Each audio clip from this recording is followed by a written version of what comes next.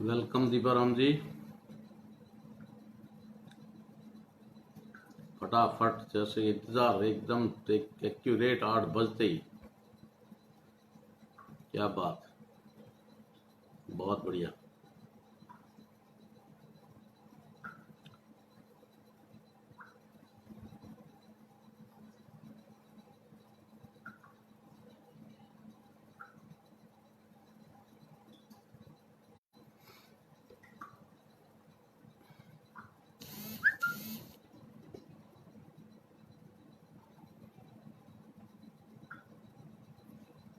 जल्दी से जल्दी सभी साथी आगे से आगे शेयर करें, जोड़ दें ताकि समय पर बात शुरू हो सके।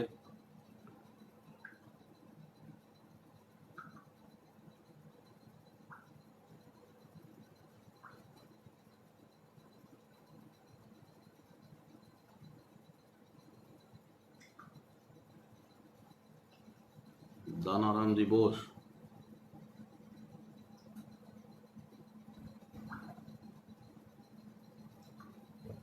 आप सभी लोगों का स्वागत है।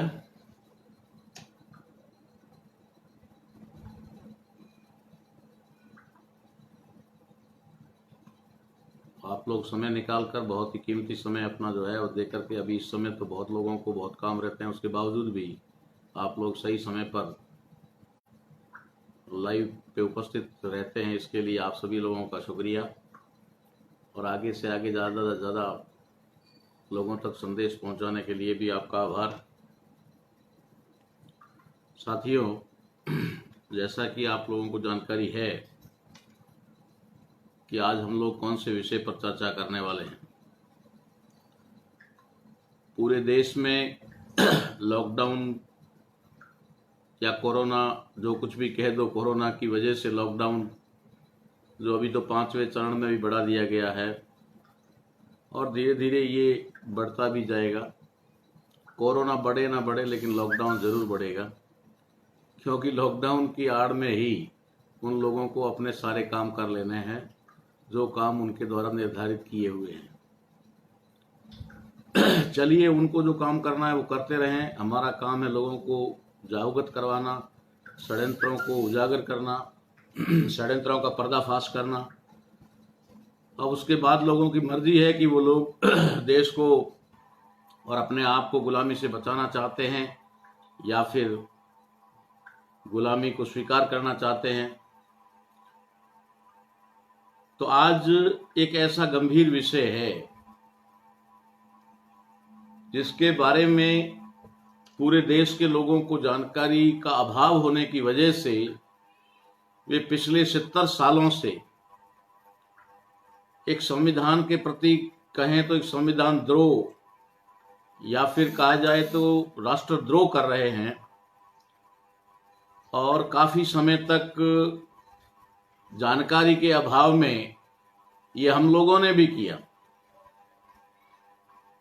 जब हम स्कूल में पढ़ते थे या फिर टीचर बनने के बाद जब पढ़ाते थे तो हम भी हिंदुस्तान शब्द या फिर जय हिंद का प्रयोग करके हम भी इस राष्ट्रद्रोह को करते थे, मगर वो जानकारी के अभाव में होता था। हम लोगों को इसकी जानकारी नहीं थी।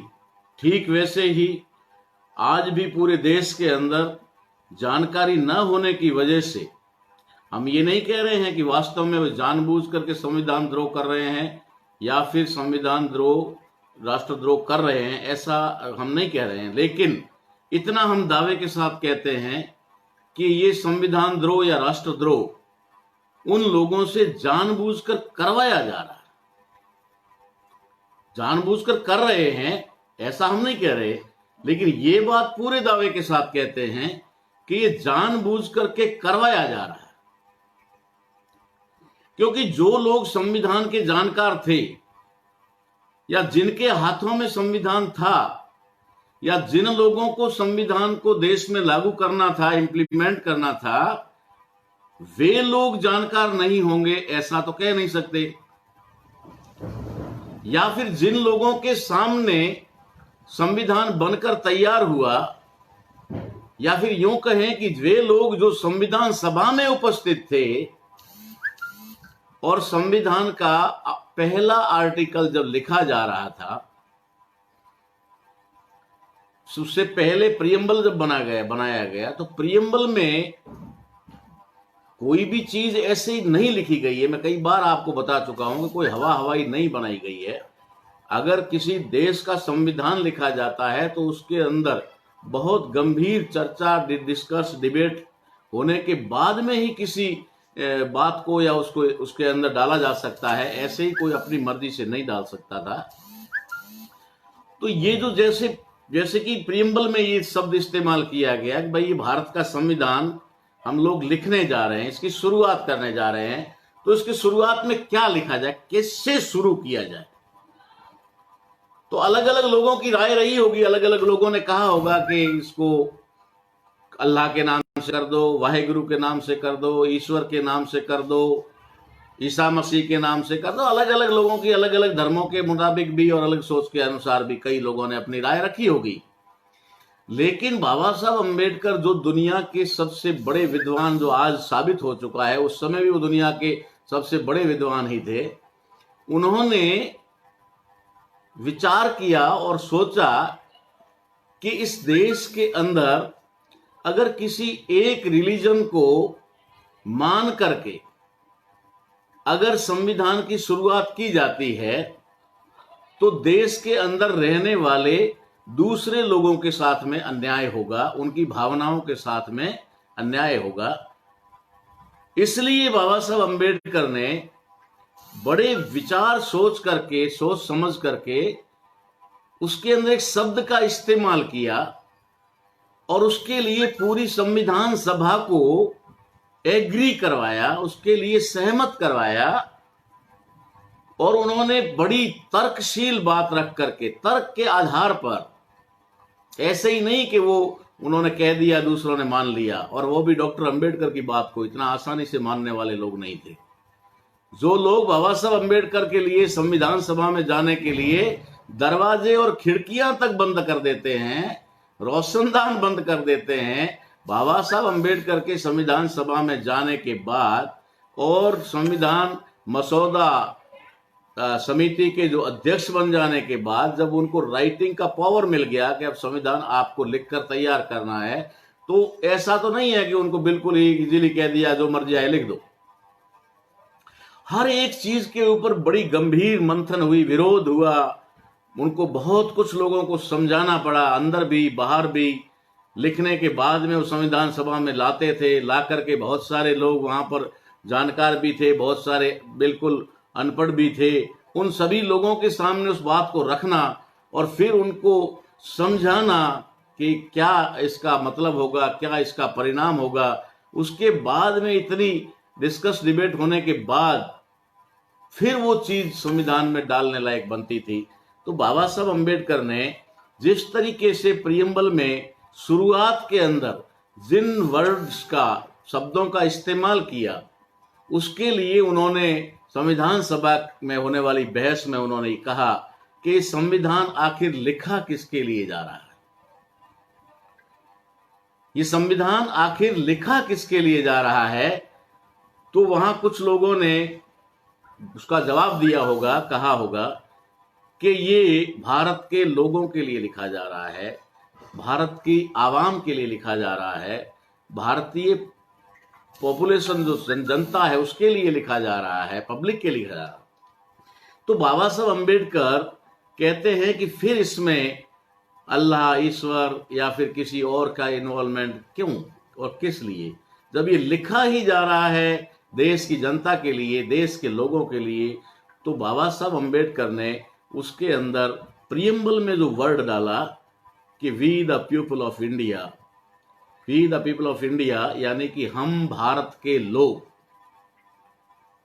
अब देखिए बात मैं आपको किस लिए समझा रहा हूं, ताकि हिंदुस्तान शब्द क्यों होना चाहिए और क्यों नहीं होना चाहिए, इसके लिए हमको निष्कर्ष पर पहुंचना है। आखिर में अभी बात शुरू हो रही है, 1 घंटे के लगभग बाद में ये बात खत्म होगी, तो मैं वहां आपको ले जाना चाह रहा हूं कि आखिर में बाबा साहब अम्बेडकर का इसके पीछे क्या सोचना था और ऐसा वो क्यों कर रहे थे, क्यों ऐसा वो लिख रहे थे।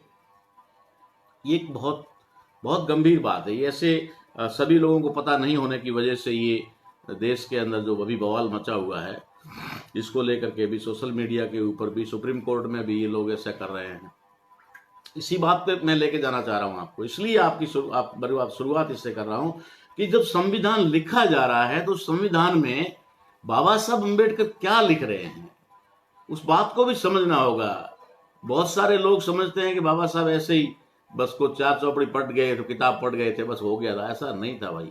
उनके पास में जितना किताबी ज्ञान था उससे कई गुना ज्यादा उनके पास में दूसरा यानी कि अनुभव और जो एहसास का जो कहते हैं पूरी दुनिया का जो नॉलेज उनके पास में था, उसकी वजह से उनको इस बात का पता था कि सदियों से इस देश के अंदर जो अत्याचार अन्याय हो रहा है, शोषण हो रहा है, वो सिर्फ और सिर्फ भारत के इंडिजीनियस पीपल का हो रहा है।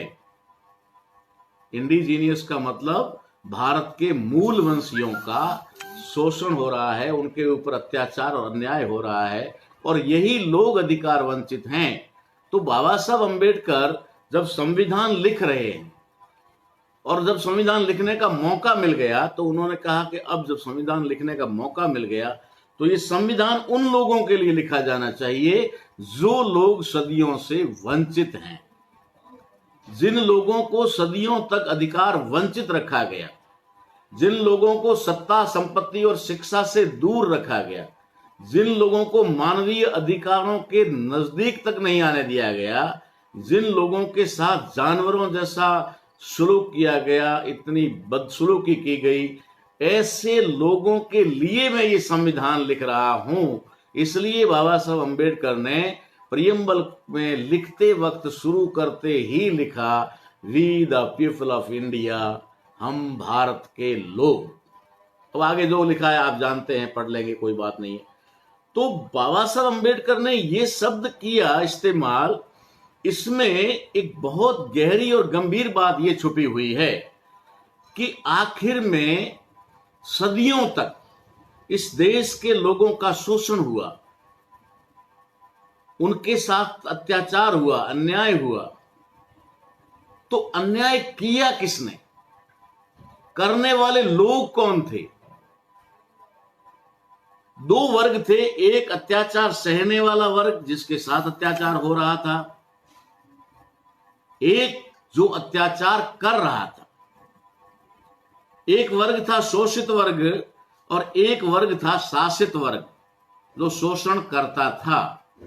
तो बाबा साहब अम्बेडकर को इस बात का पता था कि जो लोग शोषित हैं, जिनका शोषण किया जा रहा है, वे लोग भारत के लोग हैं और जो लोग शोषण कर रहे हैं, अत्याचार कर रहे हैं, उनके साथ अन्याय कर रहे हैं, वे लोग भारत के लोग नहीं हैं। वे भारत के इंडिजीनियस पीपल, भारत के मूल निवासी नहीं हैं। ये बाबा साहब अम्बेडकर जानते थे। इसलिए बाबा साहब अम्बेडकर ने प्रियम्बल लिखते वक्त लिखा, we the people of India, यानी ये संविधान हम भारत के लोगों के लिए लिखा जा रहा है। हम भारत के लोगों की क्या जिम्मेदारी है, ये शब्द इस्तेमाल किया गया। ठीक उसी तरीके से ये बात आगे चल करके जब इंडियन कॉन्स्टिट्यूशन का पार्ट 1 और आर्टिकल 1 जब लिखा जा रहा था, तो पार्ट 1 में आर्टिकल 1 में ये बात आई कि जो संविधान लिखा जा रहा है उस देश का नाम क्या होगा, इस देश के लोगों के, we the people of India, हम भारत के लोग। तो ये संविधान लिखा जा रहा है, इसका नाम क्या तय होना चाहिए। तो नाम तय होने के लिए जब डिबेट हुई तो बहुत सारी चीजें आई उसके अंदर, इसमें कोई किंतु परंतु नहीं है। और जहां तक हमने इसको रिसर्च किया है, जहां तक हमारे पास में इसके डॉक्यूमेंटली प्रूफ अवेलेबल हुए हैं और जहां तक जितना भी इसका मामला हमारे सामने खुलकर आया है, उसके मुताबिक सबसे ज्यादा अगर कोई बहस हुई है तो वो 2 नामों पे हुई है। एक नाम हिंदुस्तान और दूसरा नाम भारत।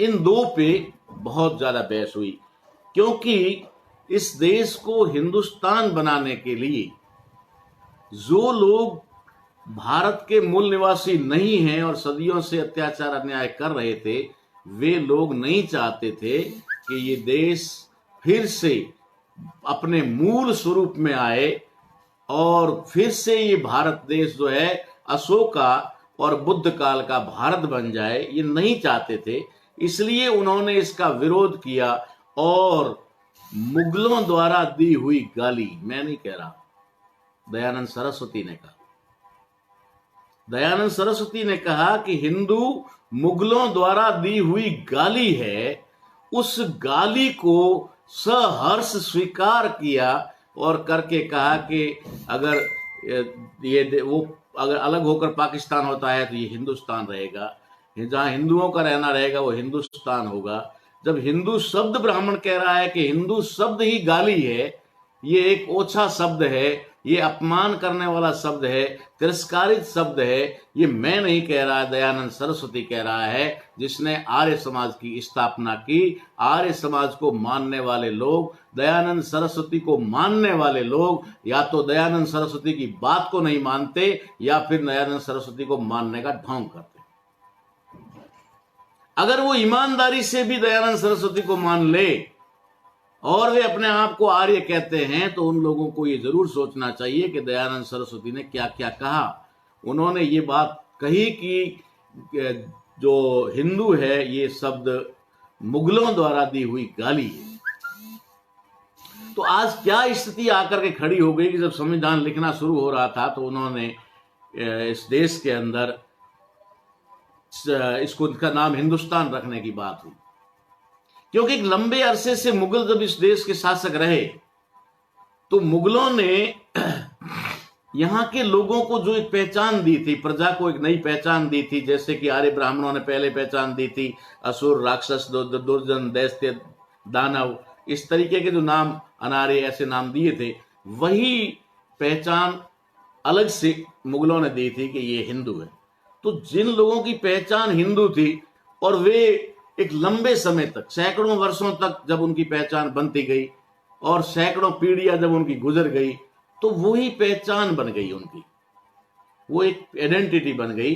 तो आइडेंटिटी बन गई तो कुल मिलाकर के उन्होंने भी एक्सेप्ट कर लिया कि जो शासक कहता है, राजा कहता है, वह हमें मानना पड़ेगा, और ये स्वीकार करना पड़ा। इसलिए उन लोगों ने ना चाहते हुए भी उसको अपनी पहचान बना लिया और इसलिए इन्होंने कहा कि ये हिंदुस्तान होना चाहिए। तो इसके पीछे जो मंशा थी हिंदुस्तान बनाने के पीछे, इसका नाम हिंदुस्तान होना चाहिए, हिंदुओं का राष्ट्र होना चाहिए, कोई गलत बात नहीं, होना चाहिए। दुनिया में इस्लामिक देश भी हैं, दुनिया में ईसाइयों के देश भी हैं, तो होना चाहिए, कोई गलत बात नहीं। लेकिन बाबा साहब अम्बेडकर ऐसा क्यों कह रहे हैं कि नहीं होना चाहिए? एक रीजन है, एक बहुत बड़ा कारण है इसका। अगर हम लोग ऊपर ऊपर देखते जाएंगे तो कुछ भी समझ में नहीं आएगा, हमें गहराई में जाना होगा और उस बात को पकड़ना होगा, उस सोच को पकड़ना होगा जो बाबा साहब अम्बेडकर लिखते वक्त सोच रखते। उनके दिमाग में एक बात ऐसी क्यों आई थी कि राष्ट्र धर्म निरपेक्ष होना चाहिए, ये राष्ट्र धर्म निरपेक्ष होना चाहिए, बाबा साहब के दिमाग में हमेशा रही।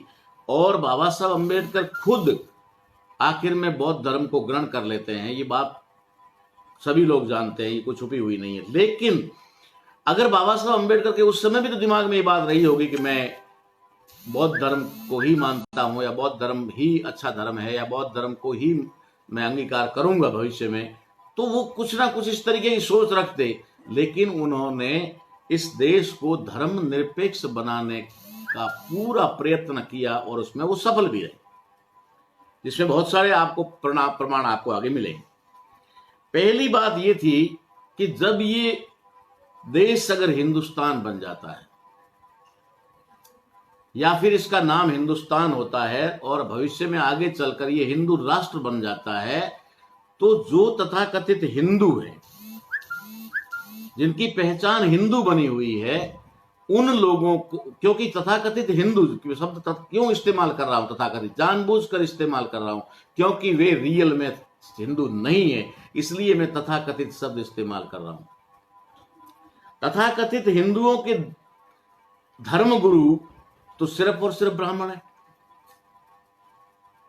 और जिन ब्राह्मणों की इजाजत के बिना, मर्जी के बिना जिन हिंदुओं के बच्चों के नाम नहीं रखे जा सकते, जिनकी शादियों की तारीखें तय नहीं हो सकती, जिनके मकान की नींव नहीं रखी जा सकती, जिनके मकान में बने बने मकान में गृह प्रवेश नहीं हो सकता, जो बिना ब्राह्मण की अनुमति के कोई बिजनेस व्यापार शुरू नहीं कर सकता, यहां तक कि पशुओं का बाड़ा बनाने के लिए भी ब्राह्मण से पूछना पड़ता है कितने बजे और कब और किस दिशा में बनाया जाए।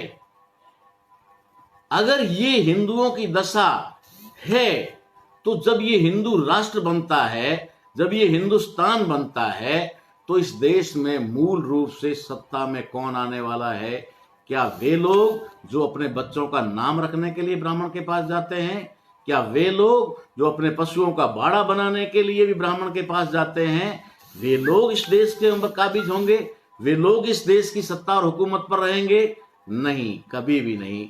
ये मनसा उनकी थी कि हम अगर इसको हिंदुस्तान बनाते हैं तो ये तथाकथित कहे जाने वाले हिंदू जो हमारे गुलाम हैं, हमारे धर्मशास्त्रों के बिना ये कुछ नहीं कर सकते, और इनके अंदर हमने हमारे पुरखों का यानी भगवान का इतना भय डाल दिया है कि ये कुछ भी नहीं कर सकते।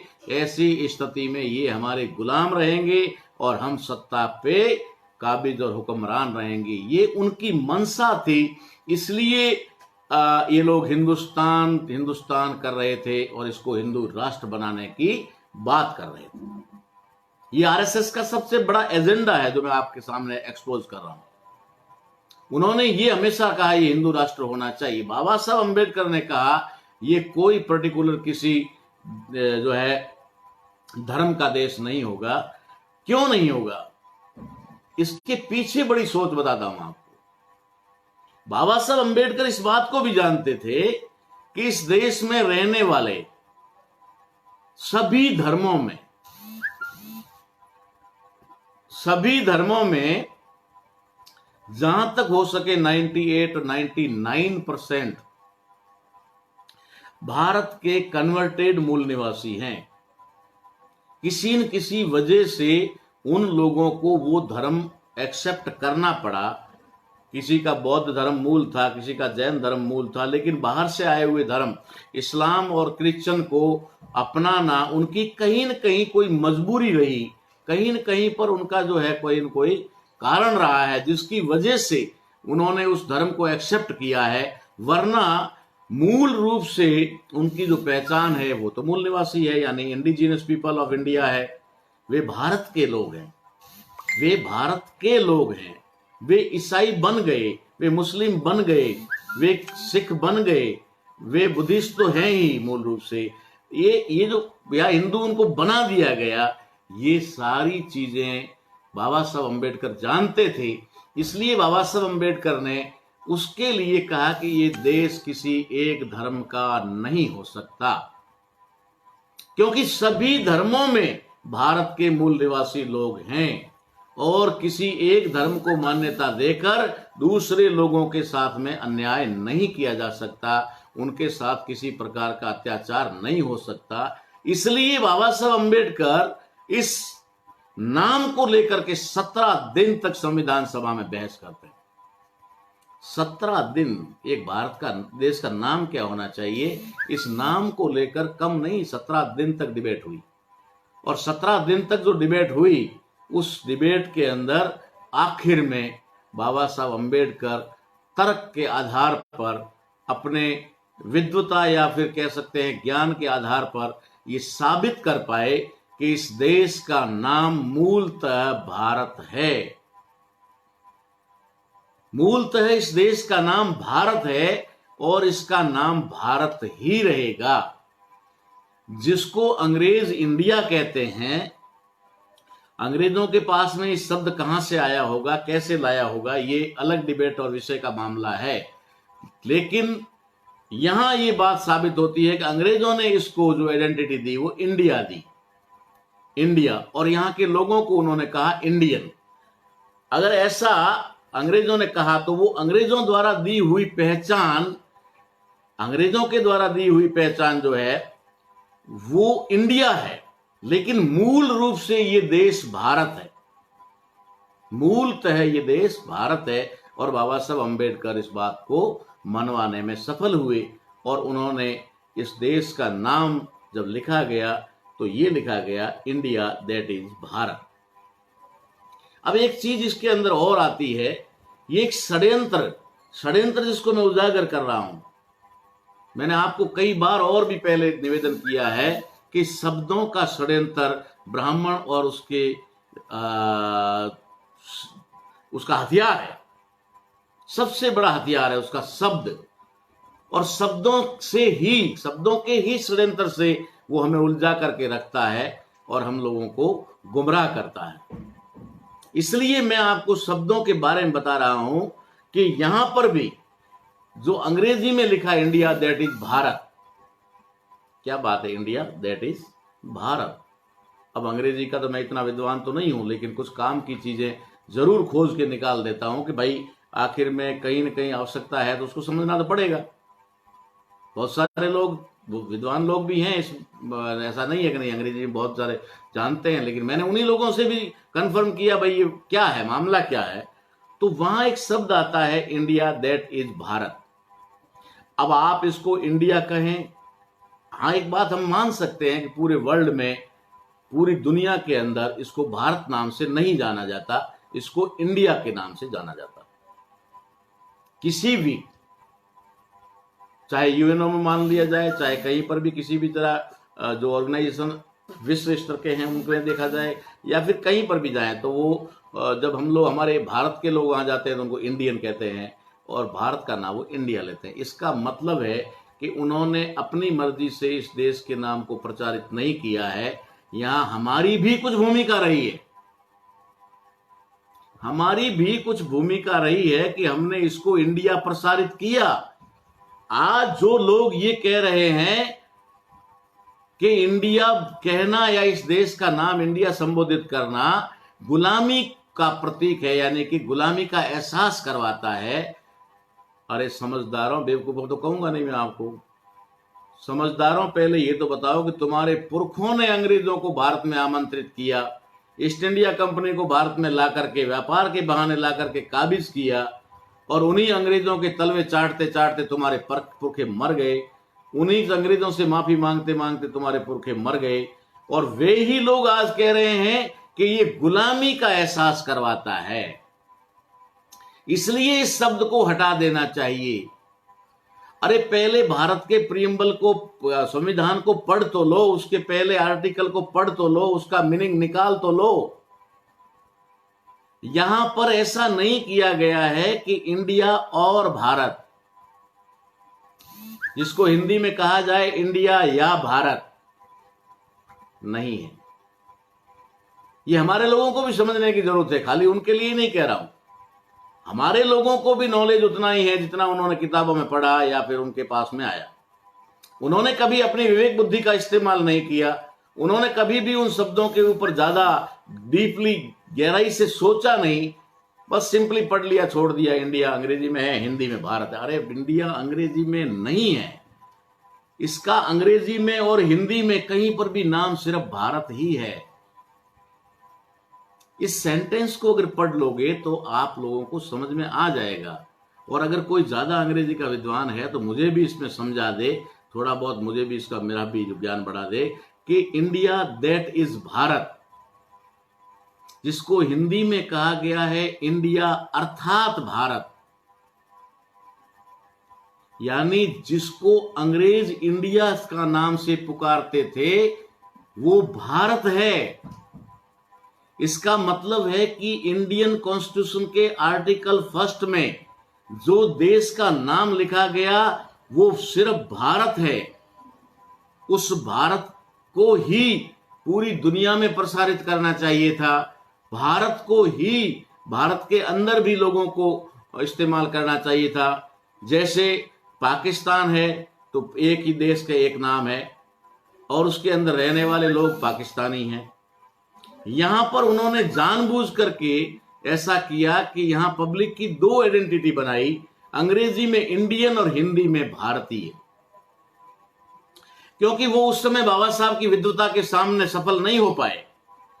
इसलिए उन्होंने आगे षड्यंत्र बनाया कि आगे चलकर हमें क्या करना है, इसलिए बाबा साहब अंबेडकर ने जो लिखा, India that is Bharat, India अर्थात भारत, यानी कि जो आज तक इंडिया था अब वो भारत है, समझने की कोशिश करनी चाहिए। ऐसा नहीं है कि मेरे पास ही ज्ञान है, मैं तो अपना जो विश्लेषण है वो बता रहा हूं। मैंने जो विश्लेषण किया है इन शब्दों का, कैसे ये शब्द बनाए गए, क्यों उसमें डाले गए, बहुत सारी चीजें हैं संविधान के अंदर, बहुत सारी चीजें हैं जो बाबा साहब अम्बेडकर ने इस तरीके से डाली है जिससे अच्छे भले संविधान के विशेषज्ञ भी समझ नहीं पाए हैं। मैं तो समझने की बात दावा नहीं कर रहा हूं, लेकिन मैं कोशिश कर रहा हूं, उसमें से कुछ कुछ मुझे मिल रहा है, और जो मिल रहा है वो मैं आपके सामने लाने का प्रयास करता हूं। तो इंडिया दैट इज भारत, यानी कि जो बाबा साहब अम्बेडकर संविधान लिखते वक्त ये कह रहे हैं कि जो अब तक इंडिया के नाम से जाना जाता था अब वो भारत होगा। पूरा सेंटेंस अगर पढ़ेंगे तो आपको पता लग जाएगा, India that is Bharat shawl B union of states, अगर वो राज्यों का संघ है, होगा, ऐसा वो कह रहे होगा, ठीक है ना। सेल बी का मतलब होगा, इसका मतलब है जो इंडिया था वो अब भारत होगा। संविधान के पहले ही आर्टिकल के मुताबिक यहां से इंडिया शब्द हट जाना चाहिए, अब सुप्रीम कोर्ट में जाने की आवश्यकता नहीं, किसी भी तरीके की पार्लियामेंट में कोई बिल पास करने की जरूरत नहीं। पहले ही आर्टिकल को पढ़ करके और समझ करके ईमानदारी के साथ उसी दिन से इस देश का नाम भारत और देश में रहने वाले लोगों का आइडेंटिटी भारतीय हो जाना चाहिए था, लेकिन उन लोगों ने जानबूझ के नहीं किया और इसको अंग्रेजी में प्रसारित करते रहे, इंडिया और भारत, इंडिया और हिंदी में भारत, इंडिया और हिंदी में भारत, ऐसे करते रहे। ड्रामा था, नाटक था। उनके दिमाग में ना इंडिया था ना भारत था, लेकिन उनके दिमाग में हिंदुस्तान था। वो इस देश को हिंदुस्तान बनाना चाहते थे, हिंदू राष्ट्र बनाना चाहते थे, इसमें कोई किंतु परंतु नहीं था, तब से लेकर अब तक। इसलिए उन्होंने क्या किया, उन्होंने भारत को हटाना है और हिंदुस्तान बनाना है, इसके लिए उन्होंने बहुत सारे प्रयास शुरू किए, बहुत सारे प्रयास, जिसमें एक प्रयास ये था कि इसको इंडिया में कन्वर्ट किया जाए, ताकि जब इसको देश को हिंदुस्तान बनाना होगा तो हम इंडिया का विरोध करके इसको अंग्रेजों का दिया हुआ शब्द और पहचान बना करके इसको हटाएंगे और इसकी आड़ में हम हिंदुस्तान शब्द डाल देंगे। ये उनके उस समय की मानसिकता थी, मनसा थी। बाबा साहब अम्बेडकर ने लॉक लगा दिया, चाबी अपने साथ ले गए, इंडिया दैट इज भारत, और इसके अमेंडमेंट नाम की कोई चीज हो ही नहीं सकती। आज वो सुप्रीम कोर्ट में क्यों मामला जा रहा है, सुप्रीम कोर्ट में जाने का मामला ये है कि वो सुप्रीम कोर्ट की आड़ में संविधान के संशोधन कर रहा है, क्योंकि बहुत सारे आर्टिकल ऐसे हैं जिनका संविधान संशोधन पार्लियामेंट में भी संभव नहीं है, पार्लियामेंट में भी संभव नहीं। जैसे फंडामेंटल राइट है हमारे, उसी तरीके से ये आर्टिकल 1 है। ये कुछ चीजें हैं जिसको हम लोग कुछ भी कर लें, जैसे नागरिकता का अधिकार है, ये अमेंडमेंट के लायक नहीं है। लिखा है, स्पष्ट लिखा है संविधान के अंदर कि इसमें अमेंडमेंट नहीं हो सकता। कुछ चीजें ऐसी जिसको बदलना संभव नहीं है, बिल्कुल ही संभव नहीं है, लॉक लगा दिया। लेकिन इन्होंने इंडिया दैट इज भारत को इंडिया अंग्रेजी में और हिंदी में भारत जोड़ करके हमारे सामने प्रसारित किया, पूरी दुनिया के सामने प्रसारित किया, इंडिया और भारत में प्रसारित किया कि ये इंडिया भी है भारत भी है, इंडिया भी है भारत भी है, जबकि इंडिया दैट इज भारत है, नॉट इंडिया और भारत। इंडिया और भारत होता तो हम कहते भाई इंडिया या भारत, ये दोनों में से कोई भी शब्द इस्तेमाल कर सकते हो आप। लेकिन बाबा साहब अम्बेडकर ने लिखा इंडिया दैट इज भारत, जो इंडिया था वो अब भारत है। तो फिर ये इंडिया को इतना प्रसारित करने की आवश्यकता नहीं थी। उन्होंने जानबूझकर इंडिया को प्रसारित किया, कोई बात नहीं, समझ में आता है मामला। अगर उन्होंने इंडिया किया ठीक है, कोई बात नहीं है, इसको भी षड्यंत्र को उजागर करता हूं मैं आपके सामने। अगर उनको इसको इंडिया कहना था अंग्रेजी में और हिंदी में कहना था भारत, तो जहां देश की जय की बात आती है, जहां देश के जयकारे की बात आती है, वहां जय इंडिया होना चाहिए या जय भारत होना चाहिए। जय हिंद कहां से लाया गया? षड्यंत्र को किस तरीके से सामने लाना है? अगर आप सच्चे राष्ट्रभक्त हैं और सच्चे आप क्या बोलते हैं राष्ट्रवादी हैं और आपको इतना राष्ट्र से प्रेम है, तो फिर राष्ट्र के साथ ये गद्दारी शुरू से क्यों की गई? ये राष्ट्रद्रोह शुरू से ही क्यों करवाया गया?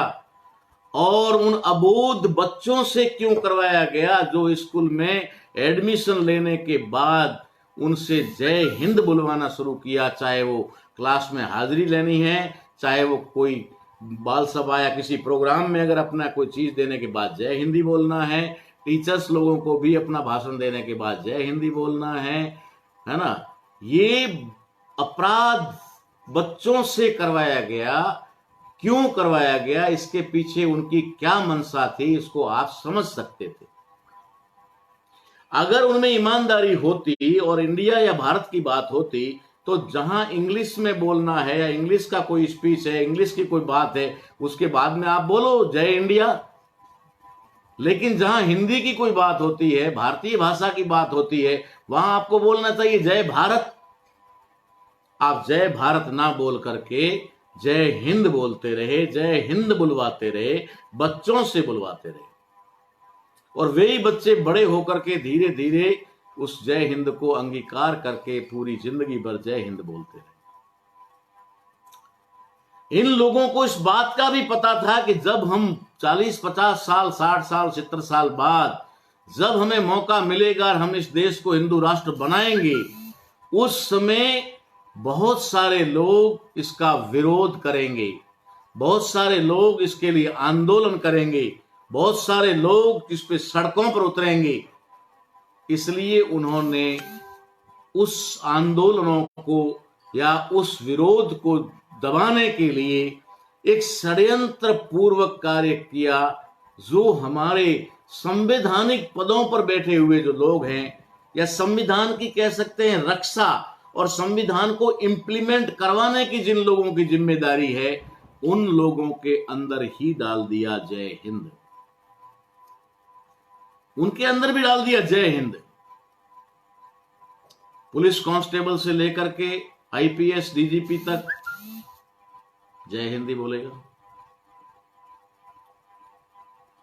इसी तरीके से आर्मी में जब छोटे से बड़ा अधिकारी को सलाम सैल्यूट करेगा, जय हिंदी बोलेगा।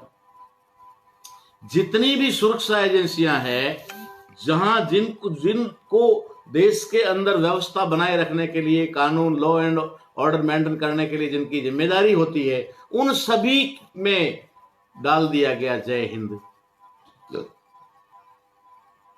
यानी हिंदू राष्ट्र कह दो या हिंदुस्तान बनाने का उनका कार्यक्रम बहुत पहले से ही चल रहा था, खत्म नहीं हुआ था। बाबा साहब अंबेडकर ने तो चलो वहीं खत्म कर दिया, कभी ये इंडिया दैट इज भारत है, जब तक ये संविधान रहेगा तब तक इसमें अमेंडमेंट हो नहीं सकता, और अमेंडमेंट नहीं हो सकता तो ये भारत ही रहेगा, इंडिया दैट इज भारत। यानी जो कभी इंडिया होता था अब वो भारत है, भारत होगा, भारत रहेगा।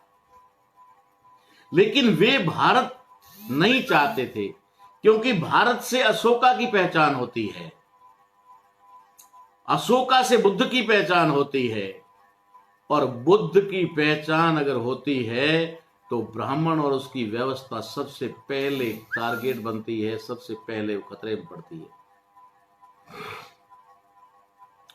इसलिए उन लोगों ने ये प्लान बनाया कि हमें किसी भी हालत में इस देश को, चाहे इसका नाम ही हो, इंडिया नाम था नहीं, संविधान में मान्यता नहीं है इंडिया को, ये शब्द इस्तेमाल किया गया। जैसे अब आपको बता दूं, भारत को गणराज्य कहा गया, भारत गणराज्य, ठीक है ना? तो इन्होंने उसके लिए क्या शब्द किया, इस्तेमाल किया, रिपब्लिक इंडिया, अंग्रेजी में रिपब्लिक, जबकि वो अंग्रेजी और हिंदी दोनों में ही होना चाहिए था।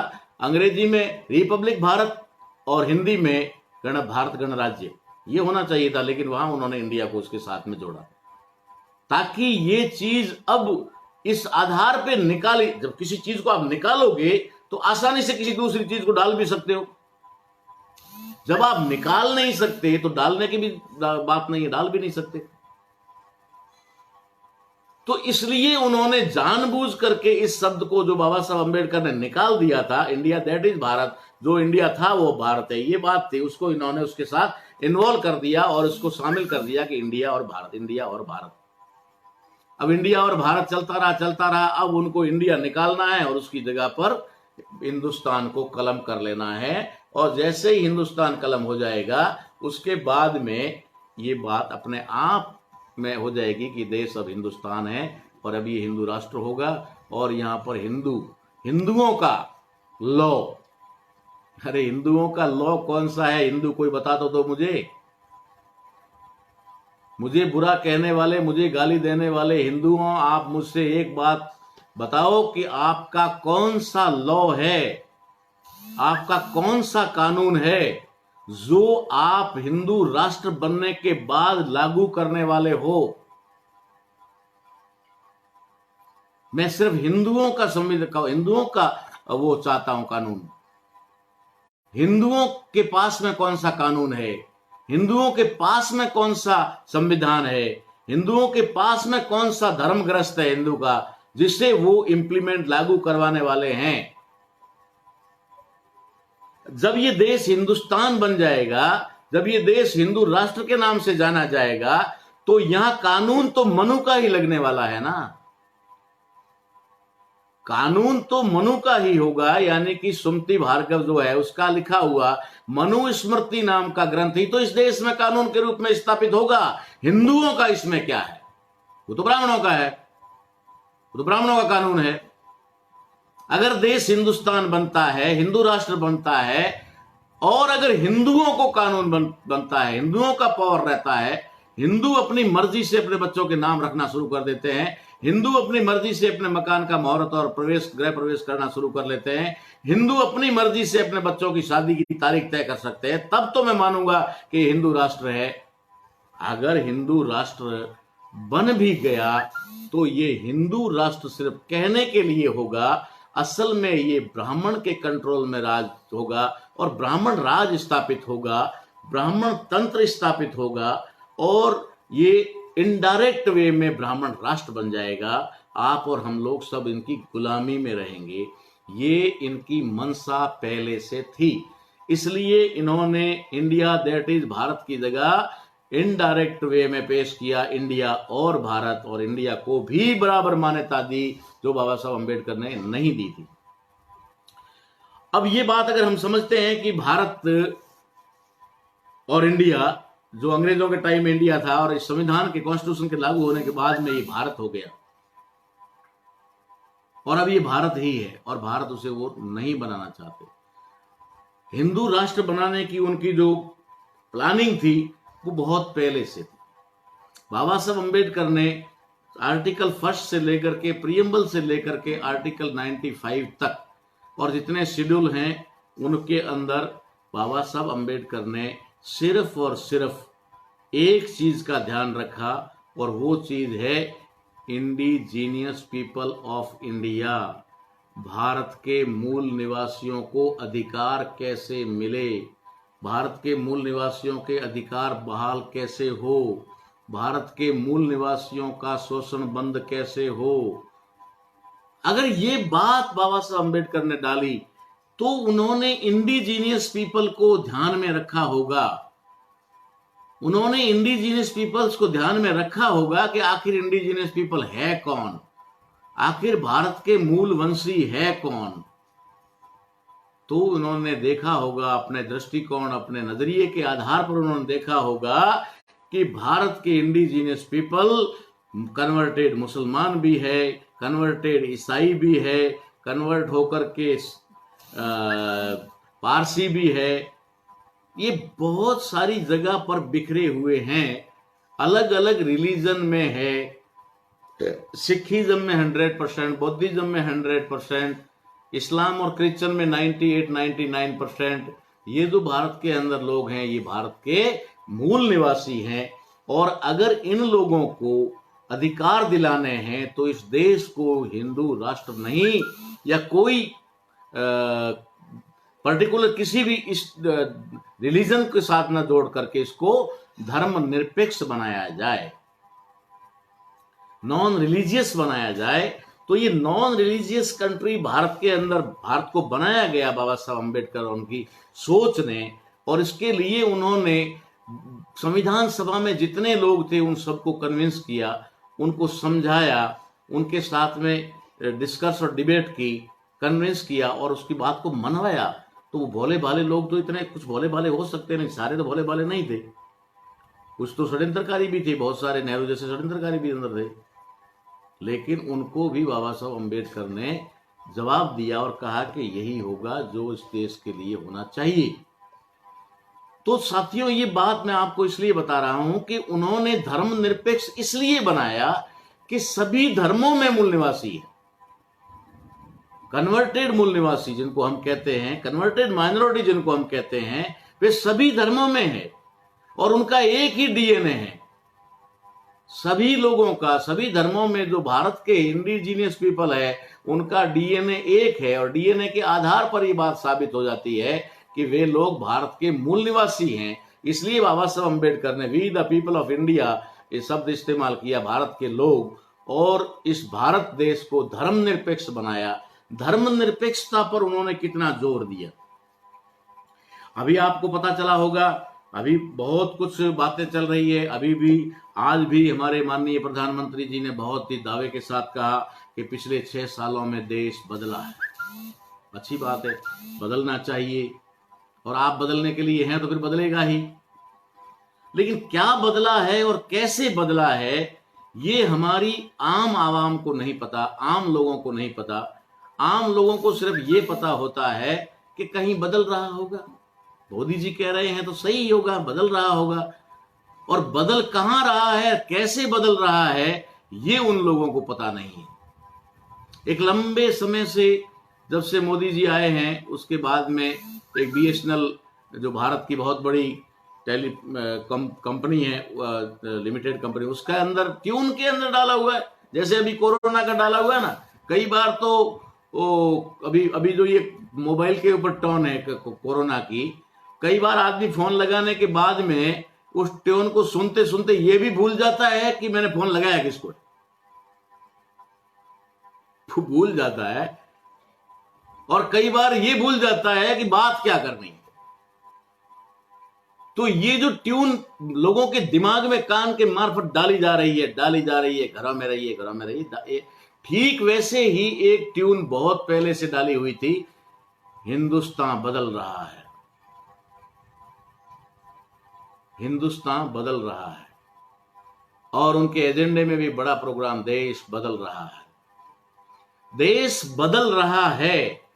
हमारे लोगों को उन्होंने कहा भाई हम बदल रहे हैं, कोई चोरी छुपे मामला नहीं है, आप अपने घरों में रहिए, हम बदल रहे हैं, और बदलेंगे तो क्या करेंगे ये तुम्हें नहीं बताना है, ये हमारा हिडन एजेंडा है।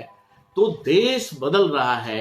कोई भी देश या राष्ट्र जब बदलता है तो क्या होता है, एक चीज आपको ध्यान रखनी होगी, कोई देश जब बदलता है तो उसमें 5 चीजों को बदलना होता है, तब वो संपूर्ण राष्ट्र बदल जाता है। कोई भी राष्ट्र हो, 5 चीजें बदलने की आवश्यकता होती है, और भारत के अंदर उन 5 चीजों को टारगेट किया गया, बहुत पहले से टारगेट किया गया। तथा कथित आजादी के बाद में, या फिर कह देंगे इंडियन कॉन्स्टिट्यूशन लागू होने के बाद में, उन्होंने कंटिन्यू इन 5 चीजों को बदलने पर ध्यान दिया, जोर दिया, और समय आते ही बदला। 5 चीजें बदलती है तो राष्ट्र बदल जाता है, देश बदल जाता है, और एक नया देश बन जाता है। कैसे बनता है मैं आपको एक एक चीज क्लियर करके बताता हूं। पहला, जो देश हम बदल कर नया देश बनाने जा रहे हैं उस देश का नाम क्या होगा। जैसे भारत के अंदर जिसको भारतवर्ष कहा जाता था अशोका के समय में, उस भारतवर्ष में से नेपाल अलग हुआ तो अलग देश हुआ तो उसका नाम तय हुआ नेपाल। भूटान अलग हुआ तो उसका नाम तय हुआ भूटान।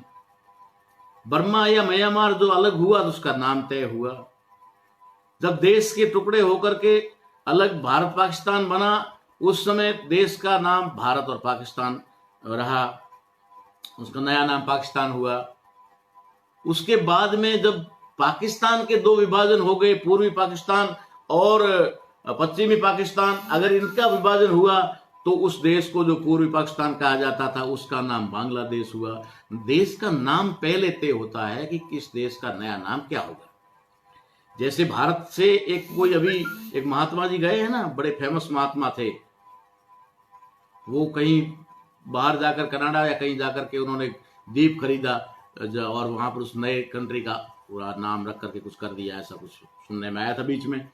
तो जो लोग देश को बदलना चाहते हैं, नया देश बनाना चाहते हैं, तो उसके लिए कुछ चीजें होती है। पहली चीज है देश का नाम क्या होगा।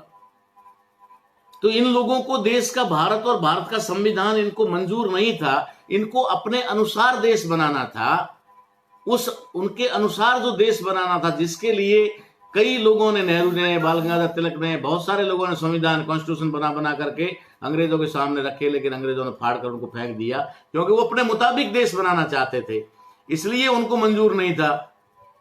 तो ये जो अपने अनुसार देश बनाना था, इन्होंने बाबा साहब अम्बेडकर के जाने के बाद में ये काम शुरू किया कि अब जल्दी से जल्दी हमें अपने एजेंडे पे काम शुरू कर देना चाहिए और नए राष्ट्र का जो निर्माण करना है, वो नया राष्ट्र जो ब्राह्मणों के अधीन होगा, संपूर्ण ब्राह्मणों के नियंत्रण कब्जे में होगा और ब्राह्मणों की ही वहां हुकूमत चलेगी, ब्राह्मणों के ही मनुस्मृति को वहां लागू किया जाएगा। ऐसा जब उन्होंने प्लान बनाया तो उसके लिए उन्होंने नाम क्या होगा, जो पहले से निर्धारित उनका था, जिसकी संविधान सभा में बहस चली थी, वो उन्होंने माइंड में सेट किया कि हिंदुस्तान। इसलिए इन्होंने एक काम और किया जो समझने की, बारीकी समझने की बात है, उन्होंने जय हिंदुस्तान नहीं किया। अगर वो जय हिंदुस्तान कर देते तो शायद बहुत सारे लोगों को ये अंदेशा हो जाता कि ये हिंदुस्तान बनाने जा रहे हैं, ये देश भारत है, कॉन्स्टिट्यूशन के अनुसार इसका नाम भारत है, ये हिंदुस्तान की जय बुलवा रहे हैं, हिंदुस्तान का जय करवा रहे हैं। तो हो सकता है कहीं पर कोई ऑब्जेक्शन हो जाए, इसलिए उन्होंने पूरा नाम हिंदुस्तान ना कहकर जय हिंद।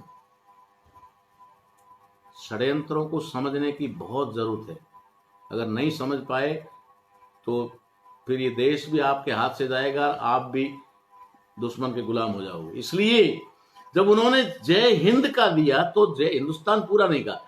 अब उनको हिंदुस्तान शब्द इस्तेमाल करना था, इसलिए मुगलों की जुबान पे ज्यादा ये हिंदुस्तान था। मुगलों की वजह से इस देश के अंदर जो मुस्लिम कम्युनिटी है, उसके अंदर इन लोगों ने इसको हिंदुस्तान ज्यादा लाया हुआ था। उनकी हर तकरीर में, भाषण में, बोली में, सब जगह पर हिंदुस्तान शब्द इस्तेमाल होता था।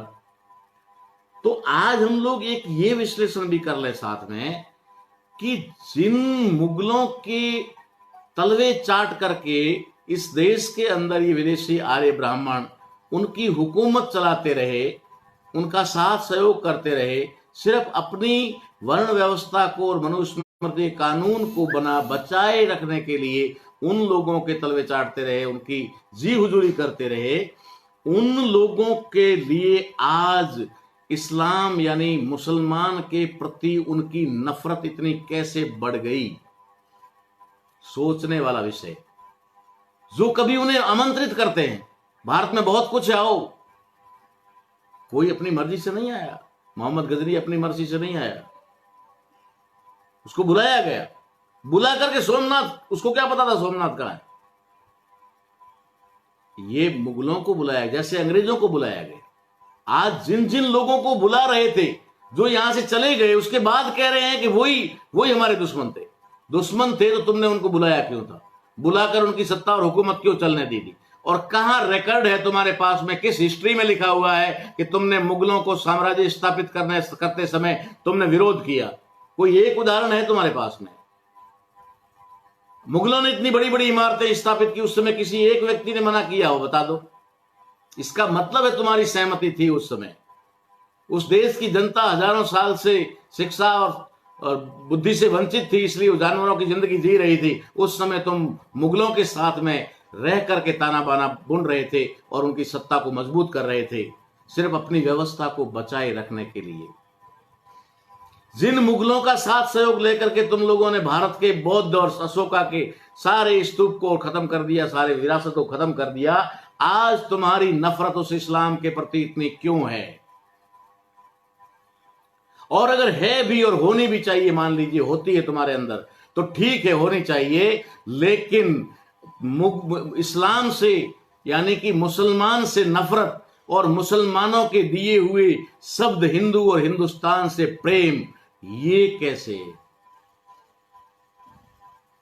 बहुत सारे भोले भाले लोगों को पता नहीं है।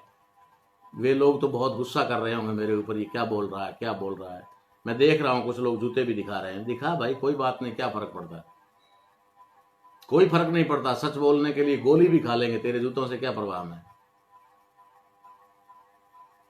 अगर आप कहते हैं कि देश के अंदर मुसलमान को उस दृष्टि से देखा जाना चाहिए, जैसे ही मुसलमान दिखाई देता है तुम्हारी नजरें वो ऐसे हो जाती है। नहीं, तुम उसको मुसलमान मान करके घृणा की नजर से नहीं देख रहे हो, तुम उसे कन्वर्टेड मूल निवासी की नजर से देख करके उसको नफरत की नजर से देख रहे हो। कन्वर्टेड मूल निवासी समझकर और मान करके तुम उसके साथ में ऐसा व्यवहार कर रहे हो। तुम्हें इस्लाम से नफरत नहीं है, तुम्हें मुगलों से नफरत नहीं है, तुम्हें मुगलों की इमारतों से नफरत नहीं है, तुम्हें मुगलों के दिए हुए पहचान से नफरत नहीं है, तुम्हें सिर्फ और सिर्फ भारत के मूल निवासी कन्वर्टेड मुसलमानों से नफरत है, जिनको तुम अपना गुलाम बनाना चाहते हो, जिसको तुम अपने तथाकथित हिंदू वर्ग का सहारा लेकर के उनको आपस में लड़ा करके तुम लोग उनको गुलाम बनाना चाहते हो, इसलिए तुम ऐसा कर रहे हो। वरना हिंदू और हिंदुस्तान से प्रेम और जो मुगलों द्वारा दिया हुआ है, मुसलमानों द्वारा दिया हुआ है, उससे प्रेम और मुसलमान से नफरत, ये तो समझ में नहीं आता मामला, ये तो समझ में नहीं आता। आप अगर नफरत करनी है तो मुसलमान की हर चीज से करो, मुसलमान की दी हुई हर चीज को ठुकरा दो, मुसलमान ने जो इस देश में बनाया उसको सबको खत्म कर दो।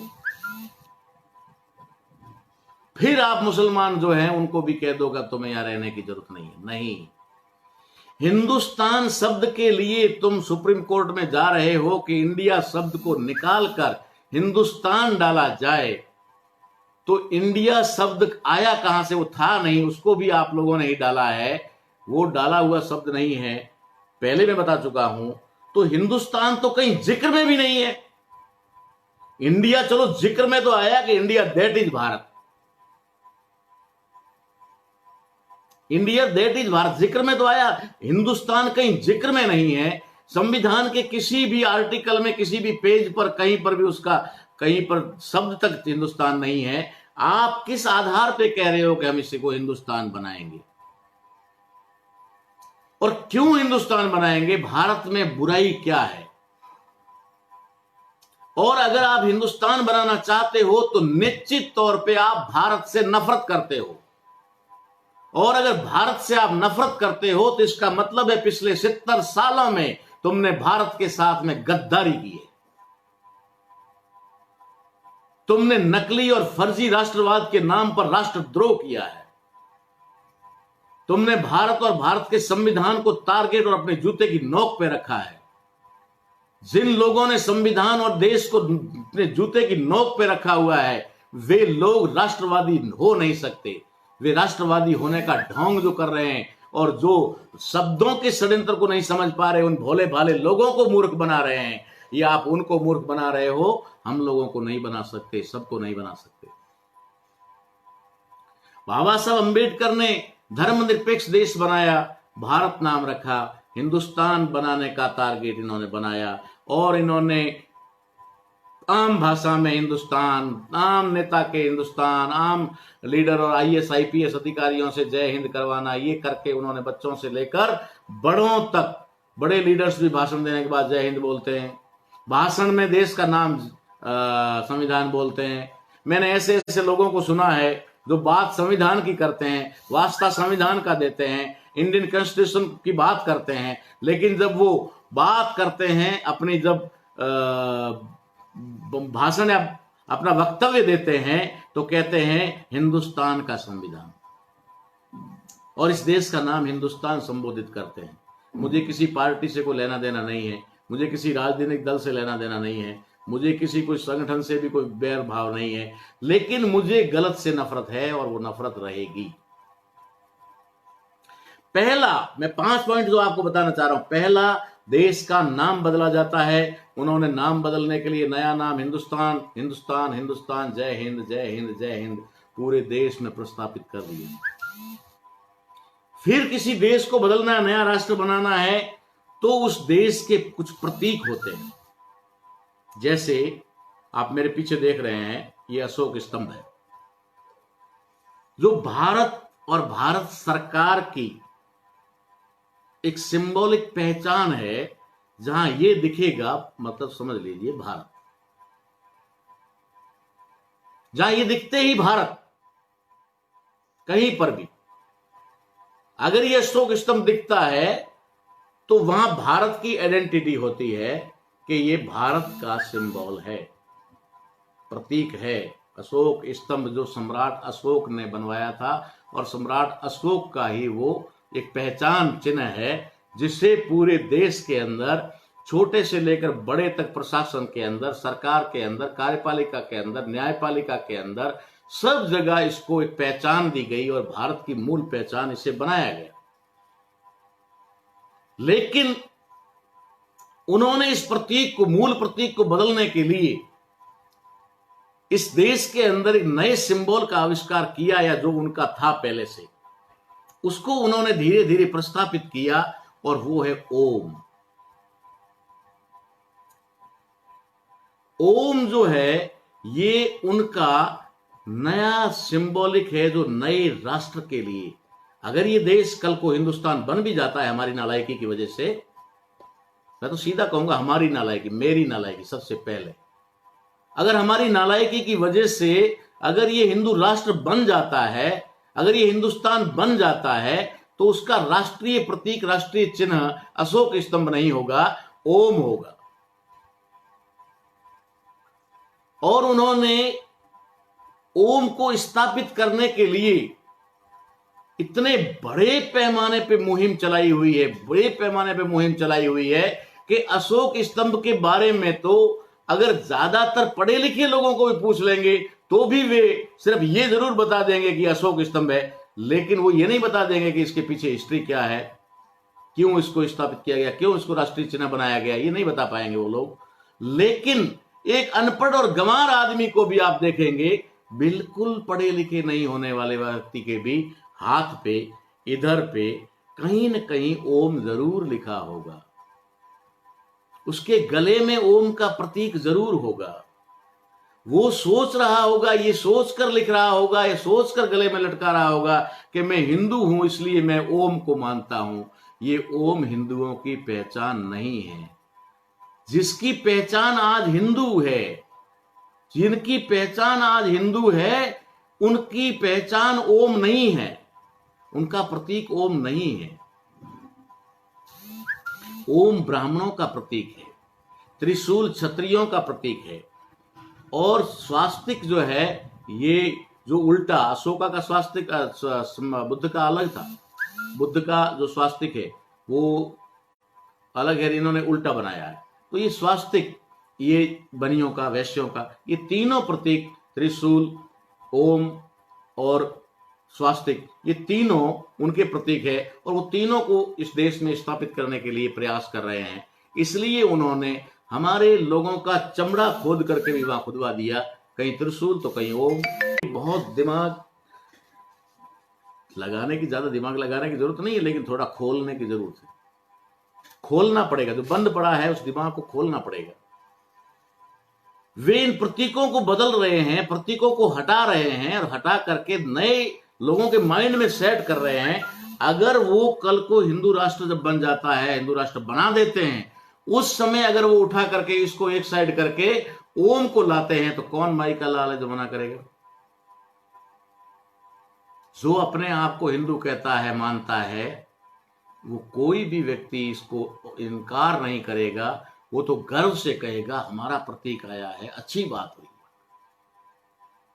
वो अपने पुरखे अशोका को भूल जाएंगे, वो अपने पुरखे बुद्धा को भूल जाएंगे, वो उनके प्रतीकों को, चिन्हों को, उनके इतिहास को, उनकी हिस्ट्री को भूल जाएंगे और उनके दुश्मनों द्वारा दिए हुए पहचान को स्वीकार कर चुके हैं, उसके लिए हाँ भर देंगे।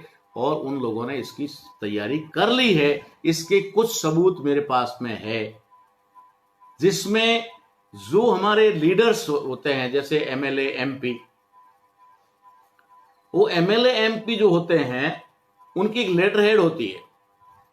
उस लेटर हेड के अंदर बहुत सारे लोगों ने, जो सांसद हैं, एमपी हैं बीजेपी के खास करके, उन लोगों ने अपनी लेटर हेड पर, जहां अशोक स्तंभ एक साइड में छपा होता है, वहां पर उन्होंने ओम लिखवा दिया है।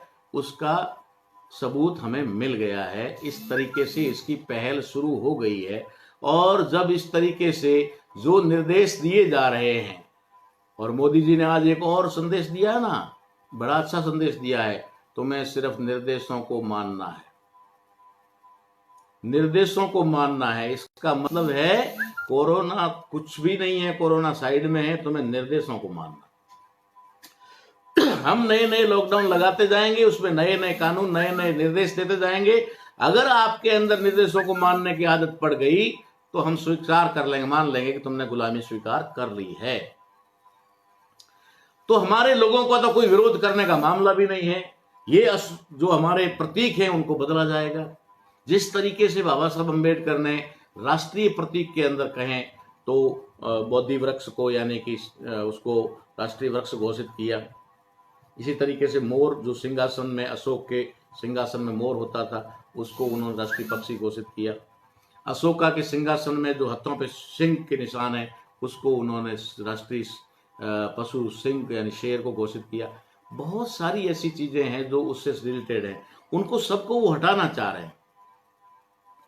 गाय के बारे में जो हल्ला देश में खड़ा किया जा रहा है, वो इसलिए नहीं किया जा रहा है कि गाय परेशान है, इसलिए नहीं किया जा रहा है कि गाय कट रही है, इसलिए नहीं किया जा रहा है कि गाय हमारी माता है, इसलिए नहीं किया जा रहा है कि गाय दूध देती है। गाय को राष्ट्रीय पशु घोषित करना है, ये उनका एजेंडा है, इसलिए वो कर रहे हैं। वरना लाखों गायों को हम आज भी रोडों सड़कों पर भटकते देख रहे हैं, मरते देख रहे हैं। अरबों खरबों रुपया गायों के नाम से इकट्ठा होने हो रहा है। और बड़े बड़े महंत साधु संत बड़ी बड़ी गाड़ियां, 50-50 लाख की, 1-1 करोड़ की गाड़ियों में घूम रहे हैं, ऐश कर रहे हैं, एसी रूम में बैठे मजे मार रहे हैं, अय्यासी कर रहे हैं, नशे कर रहे हैं, गाय के नाम पर कलेक्शन करके, और गाय सड़क पर मर रही है। ये उनका एक एजेंडा है इस तरीके का कि उन चिन्हों को अगर बदलना है तो हम लोग धीरे धीरे धीरे इन चीजों को प्रस्तापित करेंगे। तो इसीलिए उन्होंने राष्ट्रीय जो पशु है सिंह, उसको हटाकर राष्ट्रीय पशु गाय को बनाने की एक तरह से मांग चल रही है, या अंदर अंदर कर भी दिया होगा, कर भी देंगे।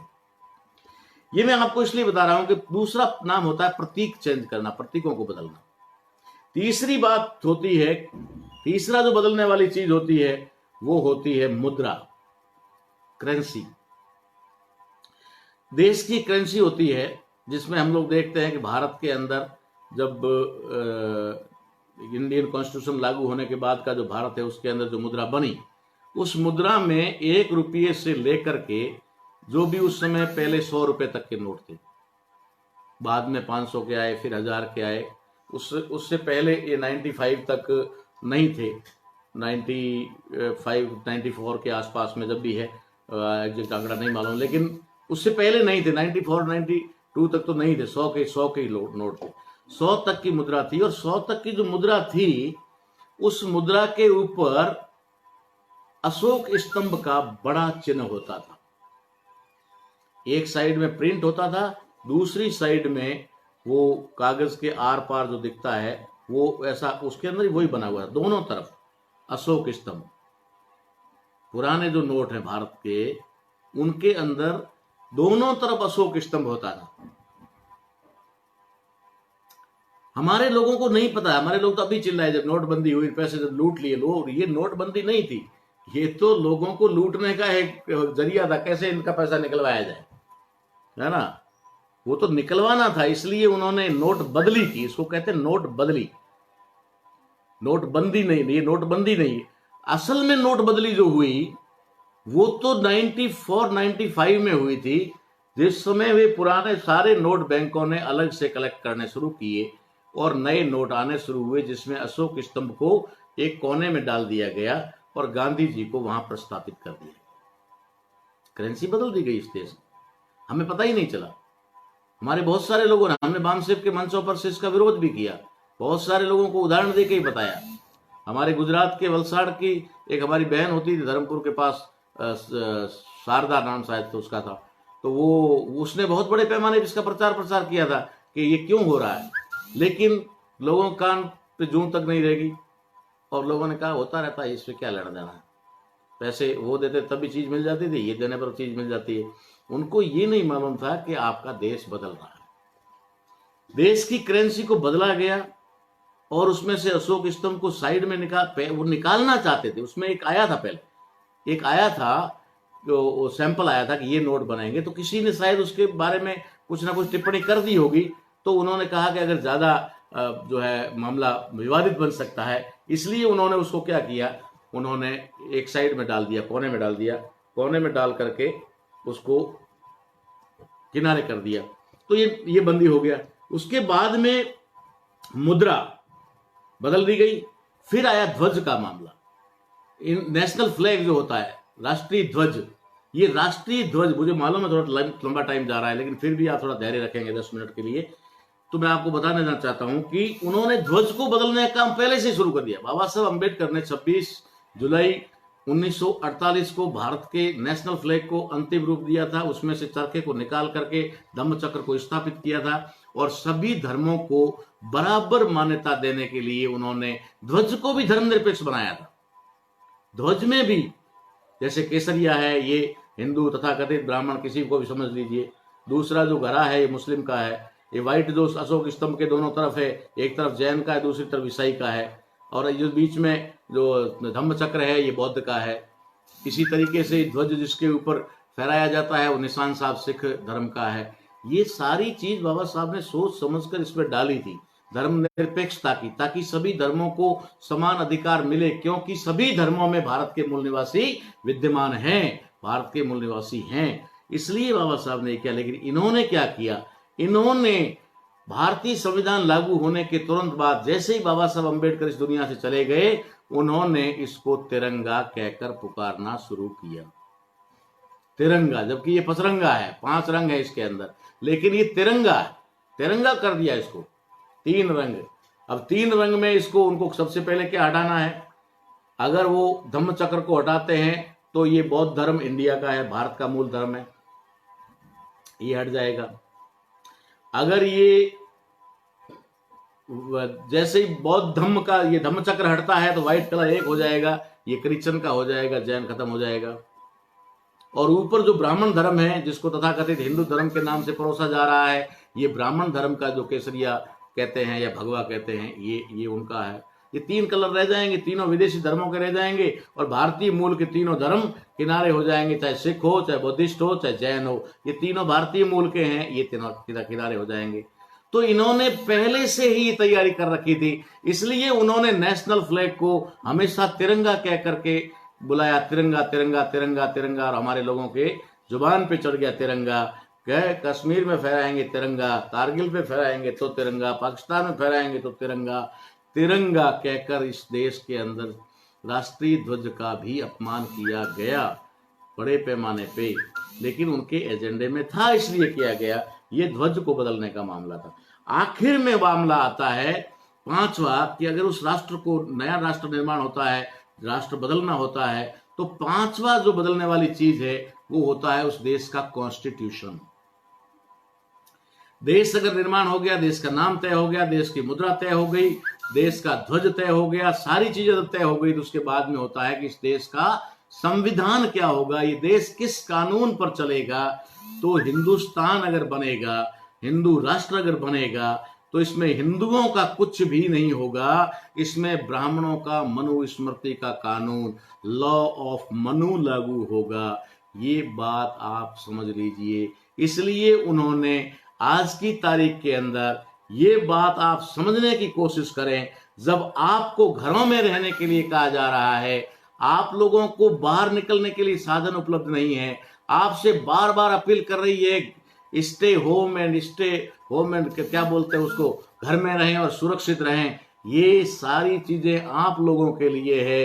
वो घर में बैठे हुए नहीं हैं, वो राम मंदिर बना रहे हैं, वो देश का नाम बदल रहे हैं, वो देश का संविधान बदल रहे हैं, वो देश में एनआरसी और सीए लागू कर रहे हैं, वो देश के अंदर बड़े बड़े और भी बदलाव ला रहे हैं, वो देश के अंदर केवड़िया जहां पर स्टेच्यू ऑफ जो ये जिसका सरदार वल्लभ भाई पटेल का जो स्टेच्यू लगा हुआ है, वहां से आदिवासियों को खदेड़ रहे हैं, वहां पर बल का इस्तेमाल करके, पुलिस और मिलिट्री का इस्तेमाल करके आदिवासियों के साथ अत्याचार किया जा रहा है। ये लॉकडाउन की आड़ में और क्या क्या चल रहा है। अभी तो बंगाल से आज खबर आई है कि वहां पर टीएमसी और बीजेपी के लोग भिड़े हैं, तो उसके पीछे भी कोई रीजन है, वो भी सामने आएगा। लॉकडाउन की आड़ में देश में क्या क्या हो रहा है, आपका देश बदल रहा है, आपके देश का संविधान बदल रहा है और आपका भविष्य भी बदल रहा है।